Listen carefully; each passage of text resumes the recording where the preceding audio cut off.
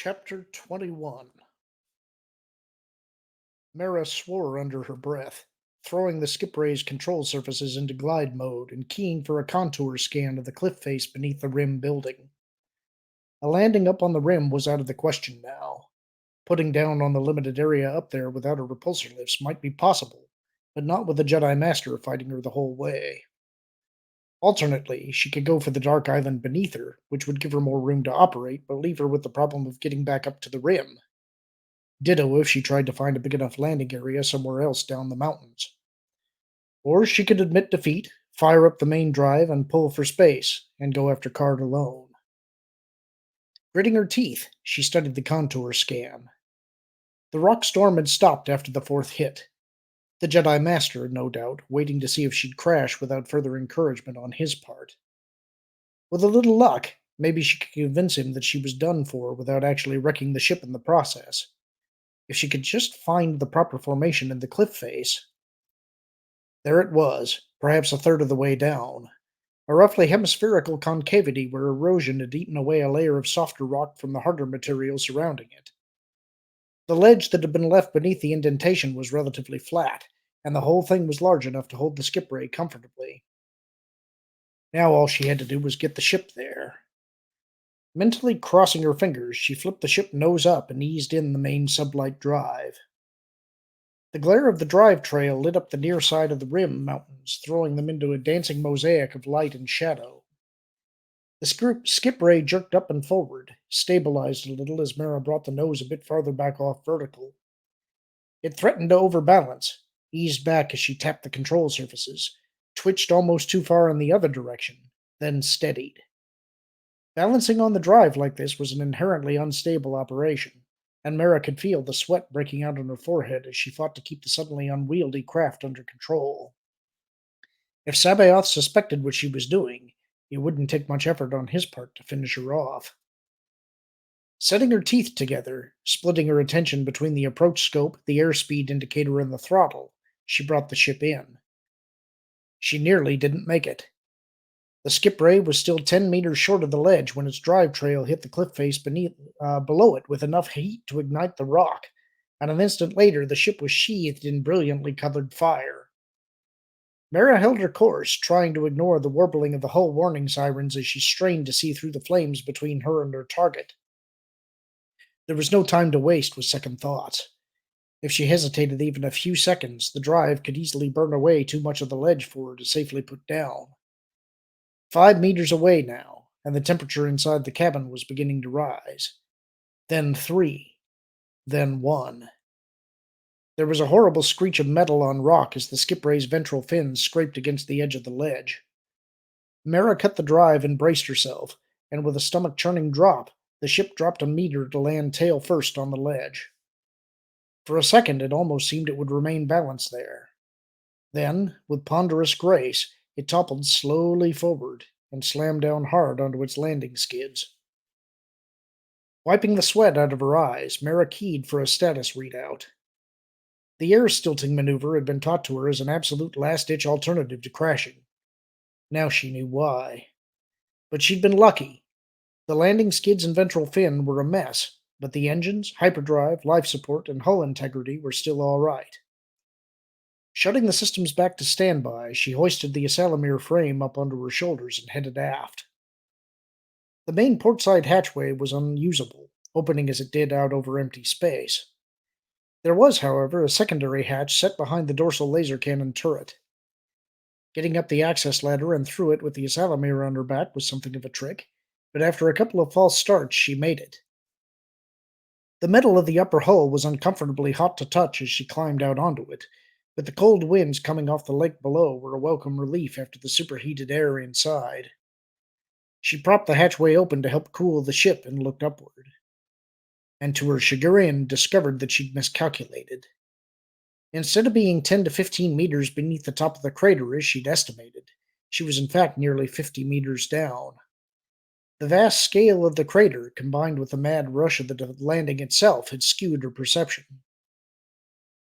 Nothing like a little exercise after a long trip, she muttered to herself, pulling the glow rod from her belt pack and playing it across her line of ascent.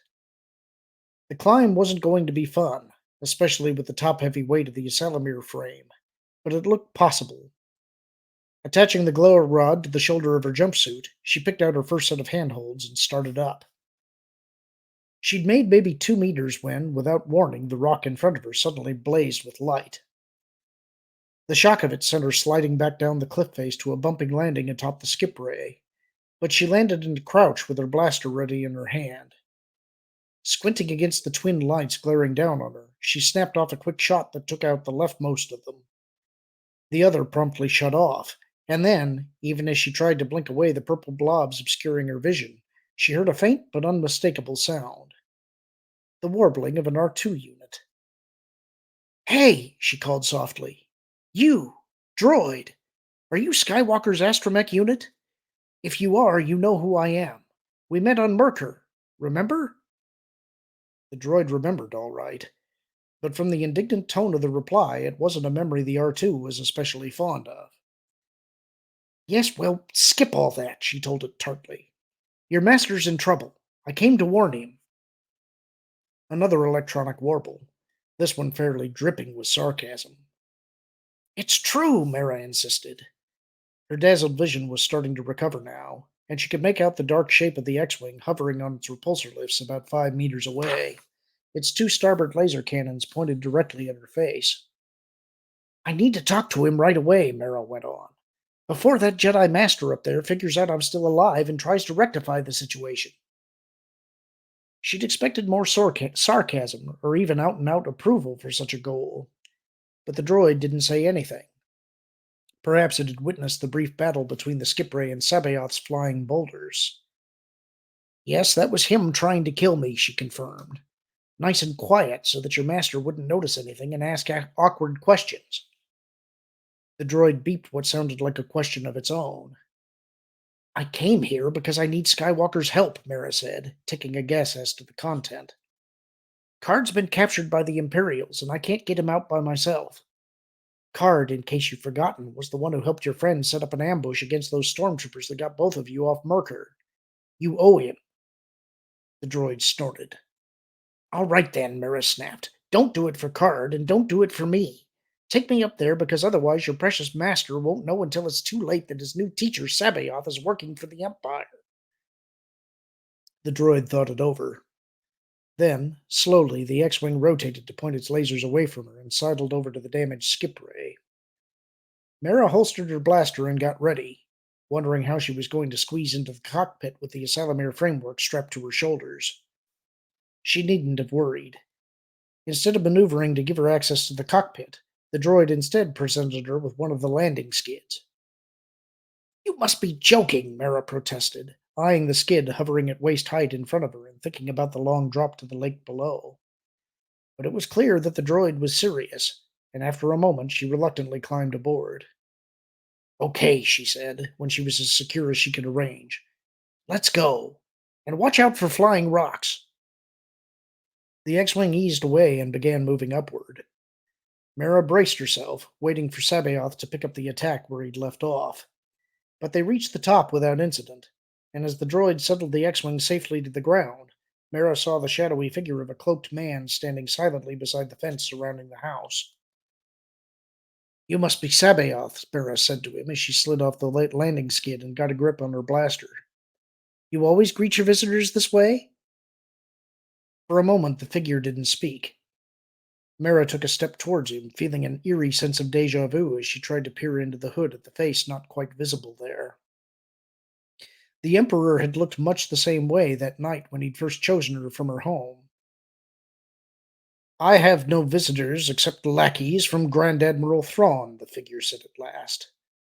"All others are, by definition, intruders." "What makes you think I'm not with the Empire?" Mara countered. "In case it escaped your notice, I was following the Imperial beacon on that island down there when you knocked me out of the sky." In the dim starlight, she had the impression that Sabayoth was smiling inside the hood. "And what precisely does that prove?" he asked. "Merely that others can play with the Grand Admiral's little toys." "And can others get hold of the Grand Admiral's Ysalamiri too?" she demanded, gesturing toward the frame on her back. "Enough of this. The Grand Admiral—" The Grand Admiral is your enemy, Sabaoth snapped suddenly. Don't insult me with childish denials, Mira Jade. I saw it all in your mind as you approached. Did you really believe you could take my Jedi away from me? Mira swallowed, shivering from the cold night wind and the colder feeling within her. Thrawn had said that Sabaoth was insane, and she could indeed hear the unstable edge of madness in his voice. But there was far more to the man than just that. There was a hard steel behind the voice, ruthless and calculating, with a sense of both supreme power and supreme confidence underlying it all. It was like hearing the Emperor speak again. I need Skywalker's help, she said, forcing her own voice to remain calm. All I need to do is borrow him for a little while. And then you'll return him, Sabaoth said sardonically. Mira clenched her teeth. I'll have his help, Sabaoth, whether you like it or not. There was no doubt this time that the Jedi Master had smiled. A thin, ghostly smile. Oh no, Mira Jade, he murmured. You are mistaken. Do you truly believe that simply because you stand in the middle of an empty space in the Force, that I am powerless against you? There's also this, Mira said, pulling her blaster from its holster and aiming it at his chest. Sabaoth didn't move, but suddenly Mira could feel a surge of tension in the air around her. No one points a weapon at me with impunity, the Jedi Master said with quiet menace. You will pay dearly for this one day. I'll take my chances, Mira said, retreating a step to put her back against the X-Wing's starboard S-foils. Above and to her left, she could hear the R2 droid chirping thoughtfully to itself. You want to stand aside and let me pass? Or do we do this the hard way?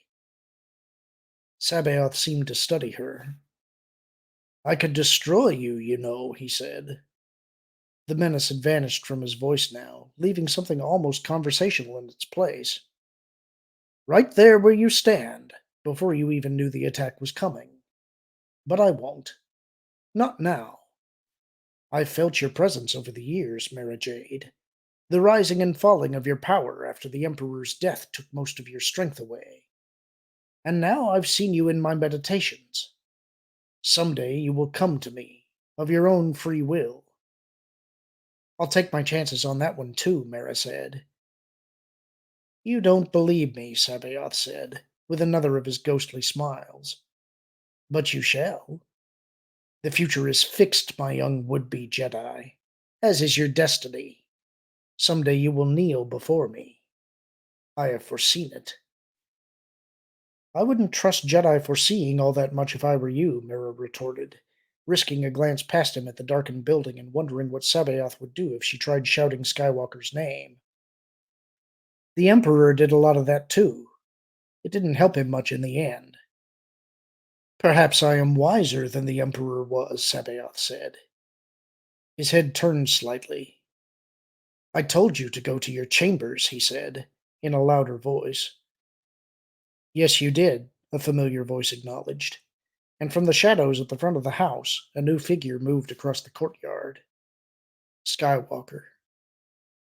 Then why are you here? Sabaoth asked. I felt a disturbance in the Force, the younger man said, as he passed through the gate and came more fully into the dim starlight.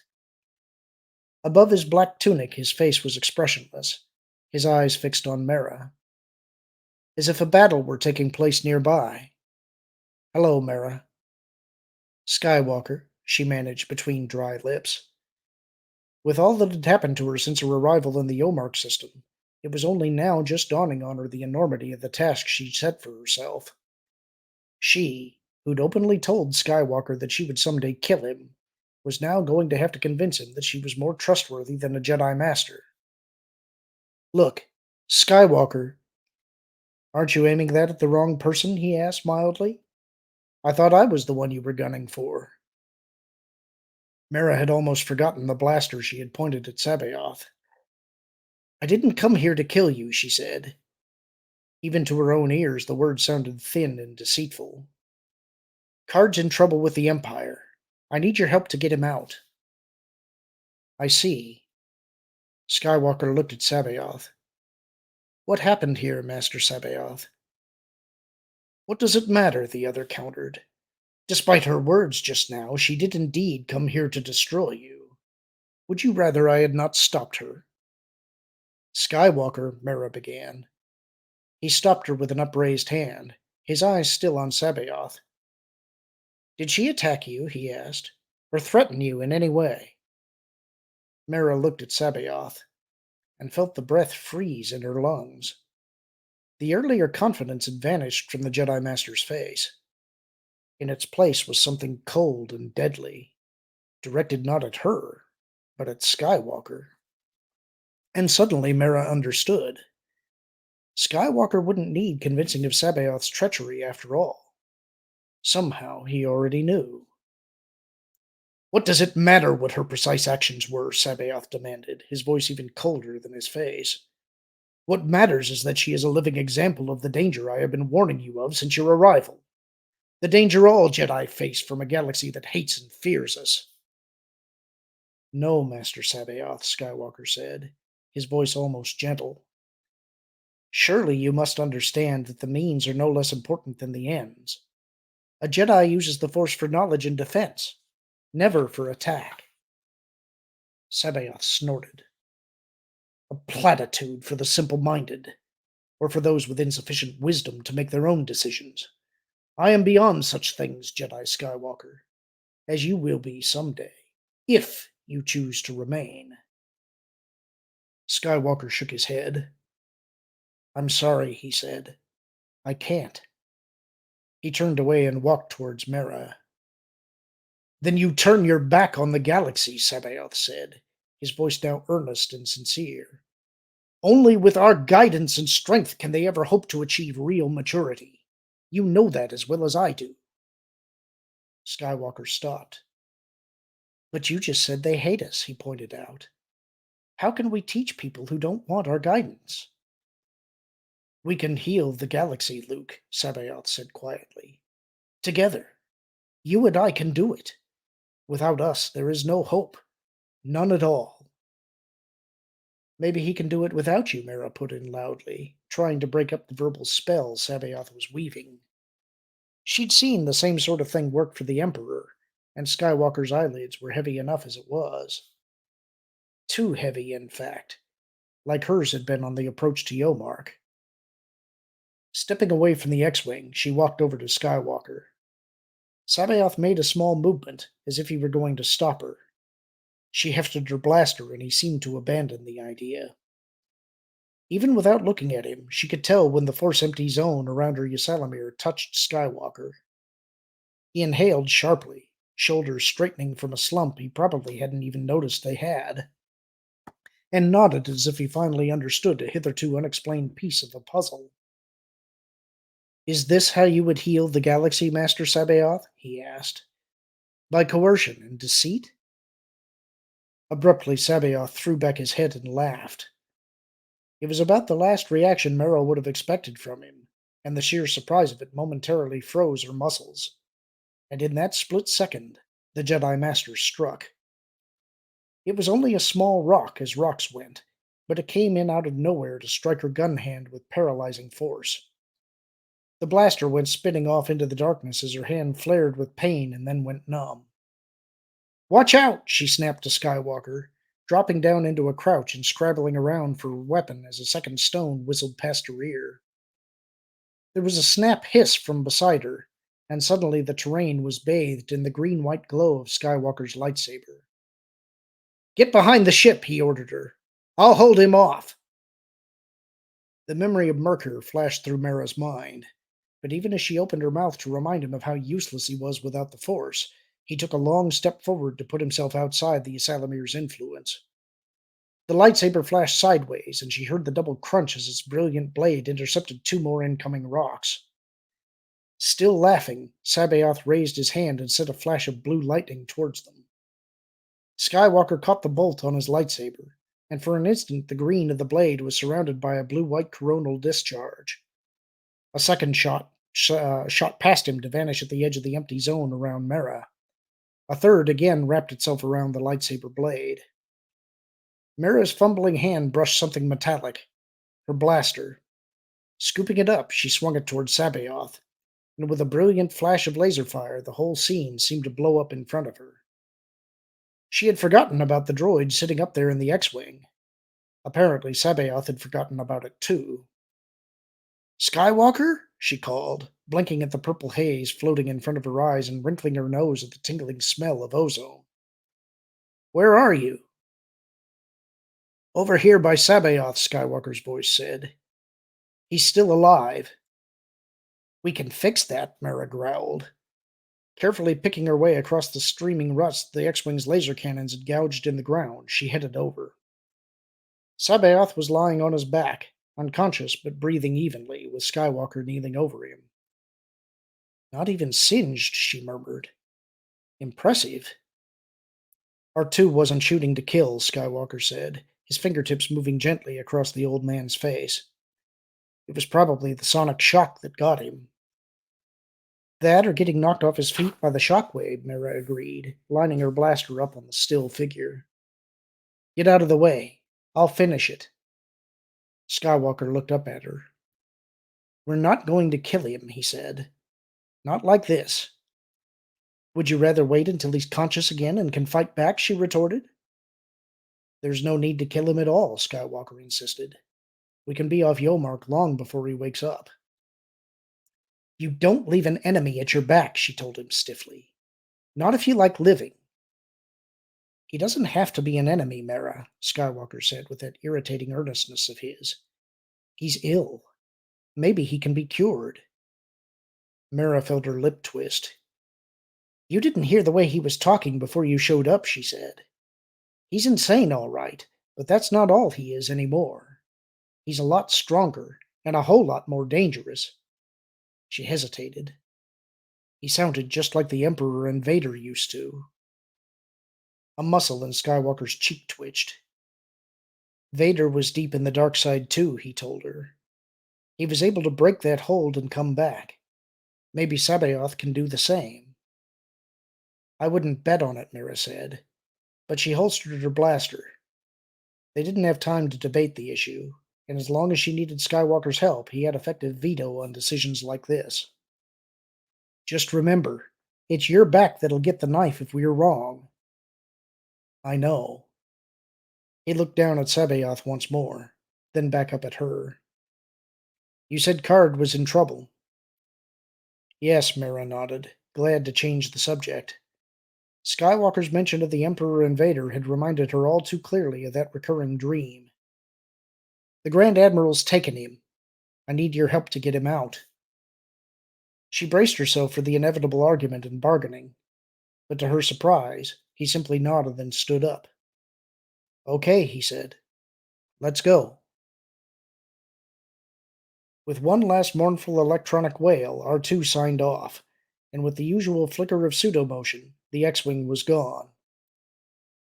Well, he's not happy about it, Luke said, shutting down the skip ray's transmitter. But I think I persuaded him to go straight home. You'd better be more than just thinking you persuaded him, Mara warned from the pilot's chair, her eyes on the nav computer display. Sneaking into an Imperial supply depot is going to be hard enough without a New Republic X-Wing in tow. Right, Luke said, throwing a sideways look at her and wondering if getting into the skip ray with her had been one of the smarter things he'd done lately. Mara had put the Ysalamir away in the rear of the ship, and he could feel her hatred of him simmering beneath her consciousness like a half-burned fire. It evoked unpleasant memories of the Emperor, the man who'd been Mara's teacher, and Luke briefly wondered if this could be some sort of overly elaborate trick to lure him to his death. But her hatred seemed to be under control, and there was no deceit in her that he could detect. But then, he hadn't seen Sabaoth's deceit either, until it was almost too late. Luke shifted in his chair, his face warming with embarrassment at how easily he'd been taken in by Sabaoth's act. But it hadn't all been an act, he reminded himself. The Jedi Master's emotional instabilities were genuine. That much he was convinced of. And even if those instabilities didn't extend as far as the insanity that Mara had alluded to, they certainly extended far enough for Sabaoth to qualify as ill. And if what she'd said about Sabaoth working with the Empire was also true, Luke shivered. I will teach her such power as you can't imagine, Sabaoth had said about Leia. The words had been different from those Vader had spoken to Luke on Endor, but the dark sense behind them had been identical. Whatever Sabaoth had once been, there was no doubt in Luke's mind that he was now moving along the path of the dark side. And yet, Luke had been able to help Vader win his way back from that same path. Was it conceit to think that he could do the same for Sabaoth? He shook the thought away. However, Sabaoth's destiny might yet be entwined with his, such encounters were too far in the future to begin planning for them. For now, he needed to concentrate on the immediate task at hand, and to leave the future to the guidance of the Force. How did the Grand Admiral find Card? He asked Mara. Her lips compressed momentarily, and Luke caught a flash of self-reproach. They put a homing beacon aboard my ship, she said. I led them right to his hideout. Luke nodded, thinking back to the rescue of Leia and that harrowing escape from the first Death Star aboard the Falcon. They pulled the same trick on us, too, he said. That's how they found the Yavin base. Considering what it cost them, I don't think you've got any complaints coming, Mara said sarcastically. I don't imagine the Emperor was pleased, Luke murmured. No, he wasn't, Mara said, her voice dark with memories of her own. Vader nearly died for that blunder. Deliberately, she looked over at Luke's hands. That was when he lost his right hand, in fact. Luke flexed the fingers of his artificial right hand, feeling a ghostly echo of the searing pain that had lanced through it as Vader's lightsaber had sliced through skin and muscle and bone. A fragment of an old Tatooine aphorism flicked through his mind. Something about the passing of evil from one generation to the next. What's the plan? He asked. Mara took a deep breath, and Luke could sense the emotional effort as she put aside the past. Card's being held aboard the Grand Admiral's flagship, the Chimera, she told him. According to their flight schedule, they're going to be taking on supplies in the Wistral system 4 days from now. If we push it, we should be able to get there a few hours ahead of them. We'll ditch the skip ray, take charge of one of the supply shuttles, and just go on up with the rest of the flight pattern. Luke thought it over. It sounded tricky, but not ridiculously so. What happens after we're aboard? Standard Imperial procedure is to keep all the shuttle crews locked aboard their ships while the Chimera's crewers handle the unloading, Mara said. Or at least that was standard procedure 5 years ago. Means we'll need some kind of diversion to get out of the shuttle. Sounds risky. Luke shook his head. We don't want to draw attention to ourselves. You got any better ideas? Luke shrugged. Not yet, he said. But we've got 4 days to think about it. We'll come up with something. And that's the end of the chapter. Here, I think you can see there are still a couple of inconsistencies with the series after the prequels came out. Of course, these books were written before the prequels had been written or produced, so we didn't know that Anakin had actually lost his hand prior to the destruction of the first Death Star. But I think what's more important about this chapter is them specifically calling out that when Mara comes and asks him for help, Luke immediately agrees. She's even expecting some kind of a fight or an argument or bargaining for something on his part. And yet, when she asks for help, he just goes. And this is a point I've made about Luke many times in the past and why I think he is such a hero. This is an element that they completely botched in the sequel trilogy, is that that's the character of Luke. Even if what he's doing is reckless, foolhardy, potentially dangerous, he goes and he helps people because that's the person that he is. That's the core essential element of the character. You actually got to see this. They did get this right in the Battlefront 2 game that came out he was when he helped an Imperial officer or a First Order officer that got caught on a planet, and that officer was also surprised and said, "Why are you helping me? I'm an Imperial." Luke says, "Because you asked." That's the essential element of Luke. And if they had gotten that right, as they did in the season 2 finale of The Mandalorian, I think we'd be in a much different place than we are now. Anyway, Let me know what you guys think. I think that this book is starting to get a little more exciting. I do enjoy this book more than Heir to the Empire. Heir was a lot about setting the table. In this book, I think you get a lot more visibility into both Thrawn and Sabayoth's character, and that's pretty exciting. So I'd like to hear what you guys think. Hope you're having a good day, and I'll talk to you all again real soon.